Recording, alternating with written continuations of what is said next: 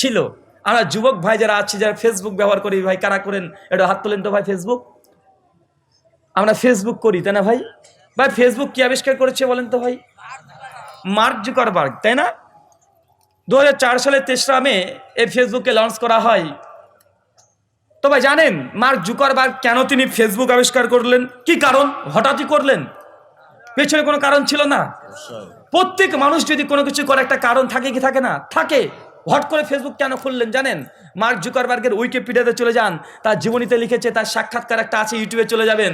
Mark জুকারবার্গকে প্রশ্ন করছে, আপনি যে ফেসবুকটা আবিষ্কার করলেন কেন? মার্ক জুকারবার্গ বলছে, আমি যখন বয়স খুব হালকা, যখন বয়স আমার 17-18 বছর, ঠিক সেই সময় আমি ইউনিভার্সিটিতে পড়াশোনা করতাম, আর ওই সময় আমার একটা ভালোবাসা হয়, অ্যাফেয়ার হয়, লাভ হয়ে যায় একটা নারীর সঙ্গে, একটা মেয়ের সঙ্গে। কথা বুঝতে পারছেন? মার্ক জুকারবার্গ সে মেয়েটাকে প্রচন্ড ভালোবাসতো। তাদের এই ভালোবাসা বা এই অ্যাফেয়ার বছর কয়েক চলতে থাকে। চলতে চলতে হঠাৎই ওই মেয়েটা, তার গার্লফ্রেন্ড, মার্ক জুকারবার্গের সঙ্গে ব্রেকআপ করে দেয়। ভাই ব্রেকআপ মানে কি? বাংলাতে কি বলে? বিচ্ছিন্ন করা। বিচ্ছেদ মানে বিচ্ছেদ করা, বিচ্ছিন্ন করা মানে বাংলা ভাষা আরো বোঝে ছ্যাঁকা দেওয়া নাকি? মানে ছ্যাঁকা দিয়েছে মার্ক জুকারবার্গে, তার গার্লফ্রেন্ড ছ্যাঁকা দিয়েছে। মার্ক জুকারবার্গ এটা সহ্য করতে পারে নাই। কেন? কারণ সে প্রকৃতপক্ষে তাকে ভালো প্রচন্ড বাস্ত। আর যুবক যারা ভালোবাসে নারী পুরুষ একে অপরকে, যদি ছ্যাঁকা দেয় মনে হবে তুই ছাড়া কেউ নেই, বেঁচে থেকে লাভ কি? বাসে না মঞ্চ ওই সব ওই নাই তো জীবনে বেঁচে থেকে লাভই নাই, মানে সবকিছু। তো মার্ক জুকারবার্গের মধ্যে এমন অনুভূতি ছিল, সঙ্গে সঙ্গে মার্ক জুকারবার্গ তার সঙ্গে যোগাযোগ করার জন্য বিভিন্ন মাধ্যম তেমন খুলতে শুরু করে, তার সঙ্গে অনেকভাবে যোগাযোগ করতে শুরু করে।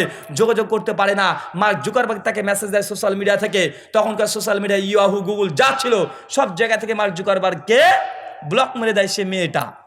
মার্ক জুকারবার্গ তার এই মেয়েটাকে ভালোবাসে, এই জন্যই তার সঙ্গে মেসেজ দেওয়া, যোগাযোগ করার জন্য। মার্ক জুকারবার্গ সেই সময় আইটি নিয়ে পড়াশোনা করতেন, ইনফরমেশন টেকনোলজি। তাই মার্ক জুকারবার্গ যেতে পারে তার গার্লফ্রেন্ডের সঙ্গে যোগাযোগ করার জন্য। মার্ক জুকারবার্গ সেই সময়তে এই দ্বীপ ফেসবুক নামে একটা নতুন অ্যাপ তৈরি করে। বন্ধু কেন মার্ক জুকারবার্গ কেন ফেসবুক তৈরি করেছিল? আপনার আমার ব্যবহারের জন্য? জি না। মানুষ ব্যবহার করবে এই জন্য না, তার গার্লফ্রেন্ডকে যেন অন্তত একটা মেসেজ দিতে পারে, এই জন্যই দা ফেসবুক এটা আবিষ্কার করা হয় 2004 সালের 23রা মে। শুধু কানাডা শহরের জন্যই এটা তখন প্রযোজ্য ছিল, গোটা বিশ্ব জগতে এই ফেসবুক তখন ছিল না। পরবর্তী সময়তে এটা ক্যানাডা মানে ক্যানাডাতে বিখ্যাত একটা পেজ হয়ে যায়। তারপরে গোটা বিশ্ব জগৎকে আজকে দখল করে নিয়েছে মার্ক জুকারবার্গ। বা তার পেছনে কে ছিল? তার সফলতার পেছনে কে ছিল? নারী। বা টুইটার ব্যবহার করছেন কার আবিষ্কার? Mark Zuckerberg. এই হোয়াটসঅ্যাপ ব্যবহার করছেন কার? Mark Zuckerberg. ইনস্টাগ্রাম ব্যবহার করছেন কার? Mark Zuckerberg. পরবর্তী সময় টিম তৈরি করছে 10 জনের, তারপর একটার পর অ্যাপস তৈরি করে যাচ্ছে। ভাই এর পেছনে কে ছিল?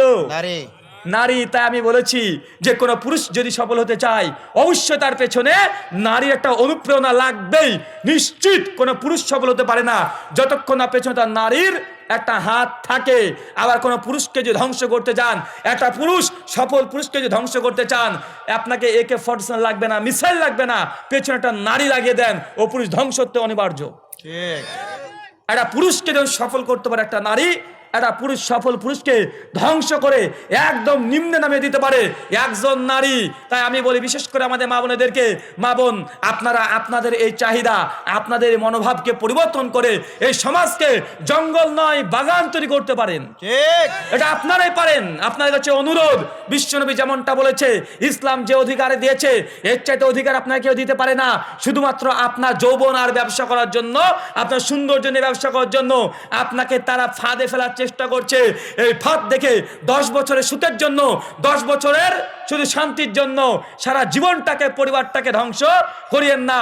আপনি সংসারে মনোযোগ দেন, আপনার সন্তানকে আদর্শ পুরুষ তৈরি করেন, 10 বছর সংসারের পেছনে সময় দেন। ইনশাআল্লাহ আপনার এই সন্তান, আপনি যে টাকাটা উপার্জন করতেন গার্মেন্টসে চাকরি করে, আপনার সন্তান যদি একটা আদর্শবান সন্তান হয়, মাত্র 1 বছরে তার চাইতে বেশি ইনকাম করবে। একটা গার্মেন্টসে চাকরি করে কত টাকা পায়? 6,000 টাকা। বছরে কত পাই? 72,000 টাকা। 10 বছরে তার মা যে চাকরি করে কত হবে? খুব বেশি 7 লক্ষ 8 লক্ষ টাকা। তার গাড়ি ভাড়া চলাফেরা দিয়ে সব শেষ হয়ে যায়, খুব বেশি হলে এবছর 10 বছরে 6 থেকে 7 লাখ টাকা জমাতে পারবে, 6 লাখ টাকার বেশি জমাতে পারবে না। ভাই বলুন তো, একটা সন্তান 10 বছর তার মা ছাড়া আছে, তার বিনিময়ে কত? 6 লাখ টাকা। আশ্চর্য! তার সন্তান তার মাকে পায় নাই ক বছর? 10 বছর।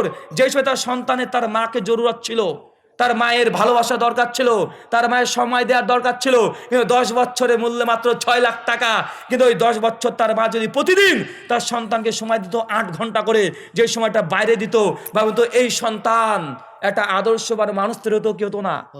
একটা যদি ভালো জায়গায় পৌঁছে যেত, এই 6 লাখ টাকা তুলতে 6 মাসও লাগবে না। ঠিক। তারা ইনভেস্ট করছে ভুল জায়গায়। ইনভেস্ট যদি সন্তানের কাছে করে, ইনশাল্লাহ এর চেয়ে বেশি ফল পাবে কি পাবে না? পাবে। কিন্তু আমাদের পরিকল্পনা নাই, আমাদের চিন্তা সম্পূর্ণ একদম ভিত্তিহীন। কেন? আপনি মনে করছেন গার্মেন্টসের চাকরি করে অনেক কিছু করতে পারবেন। ভাই, গার্মেন্টসের চাকরি করে কিছু হবে না। ভাই, আপনারা বাংলাদেশি যারা আছেন, তারা আপনারা মনে করছেন যে আমেরিকা আমাদের কাছ থেকে কাপড় নেয়। ভাই, নেয় না? আপনারা ভাবছেন আমেরিকা আপনাদের কাছ থেকে কাপড় নেয়। ভাই, গোটা আমেরিকাতে চিন্তা করে দেখেন তো ভাই, ভাই আমেরিকার লোক এই কাপড় তৈরি করতে পারবে না? পারবে কি পারবে না? পারবে। কিন্তু আপনার কাছে কেন নেয়? কারণ জানেন? ভাই, যে আমেরিকা গোটা বিশ্ব জগতের সুপার পাওয়ার, ক্ষমতা, টাকা পয়সা, যন্ত্র, যে মেশিন দিয়ে আপনারা এই কাজগুলো করছেন, সেটাই আমেরিকার দেওয়া।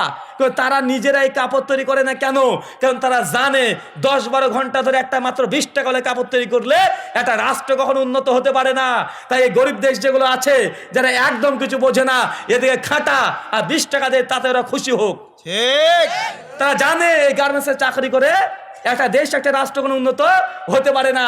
তাই বাংলাদেশে যারা আছে, খাট তোরা মাত্র 200 টাকার বিনিময়ে 10 ঘন্টা পরিশ্রম দে, আর ওরা ওই 10 ঘন্টা তারা একটা এমন কাজে একটা জিনিস তৈরি করবে, আপনাকে গোটা বাংলাদেশের চাইতে দামি হতে পারে। বা আছে না? নাই? আছে। ভাই, আমেরিকার লোক পারবে না। আপনি কিভাবে ভাবলেন যে আমেরিকা আপনাকে যে কাপড় কিনছে? ভাই, এটা কাপড় কেনা নয়, ওদের সময়কে সেভ করছে। ঠিক। ওই সময় দিয়ে ওরা কি করছে? ওরা একটা পারমাণবিক বোমা তৈরি করে আবিষ্কার করার চিন্তা করছে, ওরা একটা রাস্তা তৈরি করার চিন্তা করছে, বিভিন্ন চিন্তা করছে, বিভিন্ন অস্ত্র তৈরি করছে, যেন আন্তর্জাতিক জায়গাতে তারা সুপার পাওয়ার হয়। আর আপনাদেরকে লাগিয়ে দিয়েছে তোরা সেলাই কর, সেলাই করেই যায় সারা জীবন। ঠিক। বোঝেন না? সময় ইনভেস্ট করেন, টাইম ইনভেস্ট করেন। টাইমের অনেক মূল্য। যার কিছু নাই তার টাইম আছে, টাইম কখনো নষ্ট করা যাবে না। যুবকদেরকে আমরা একটা কথাই বলি যে দুর্বল গতিতে ছুটে চলতে হবে। ঘুমিয়ে থেকে কোনো লাভ নাই। ঘুমানোর জন্য কবরের জীবনটা গোটায় রয়ে গেছে। কবরে যত পারেন তত আপনি ঘুমান। পৃথিবীতে কোনো বিশ্রাম নাই। ঠিক। কোনো বিশ্রাম পৃথিবীতে নাই। সব সময় আপনাকে চিন্তা করতে হবে, সব সময় কাজ করতে হবে। ঘুমের জন্য চিন্তা করবেন না। মাত্র ডক্টর জাকির নায়েক 3 ঘন্টা ঘুমায়, 3 ঘন্টা ঘুমায়। গোটা বিশ্ব জগৎকে কন্ট্রোল করতে পেরেছে কি পারে নাই? গোটা বিশ্বের মানুষ ডক্টর জাকির নায়েককে চেনে কি চেনে নাই? আগে ঘুমকে নিয়ন্ত্রণ করেন, সময়কে নিয়ন্ত্রণ করেন, আপনার পরিবারকে নিয়ন্ত্রণ করেন। ইনশাআল্লাহ আপনার পরিবার সফল প্রত্যেকজন হতে বাধ্য। একজন পুরুষের জন্য, একজন ব্যক্তির জন্য একটা রাষ্ট্রের মোড় ঘুরতে পারে কি পারে না? পারে। আপনাদের বাংলাদেশের শেখ মুজিবর ভাই, তার জন্য গোটা বাংলাদেশকে, গোটা পৃথিবীর মানুষ চেনে কি চেনে না? চেনে। তাই একজন আদর্শবান পুরুষ যদি তৈরি করতে পারেন গোটা বাংলাদেশে, আপনি যদি 10 জন যদি আদর্শবান মানুষ তৈরি করতে পারেন, গোটা বাংলাদেশের মোড়কে চেঞ্জ করা সম্ভব। প্রত্যেক সফল মানুষের পেছনে একটা নারীর হাত থাকে। কি বললাম ভাই? কোনো মানুষ সফল হতে পারে না, কোনো পুরুষ সফল হতে পারবে না যতক্ষণ না তার পেছনে একটা নারী থাকছে। নারীর হাত লাগবেই। বা ইমাম বুখারীর পেছনে নারী ছিল কি ছিল না? ছিল। নাম কি? মা। ডক্টর নায়েকের পেছনে মা ছিল কি ছিল না? ছিল। ইমাম মালিক, তার পেছনে তার মা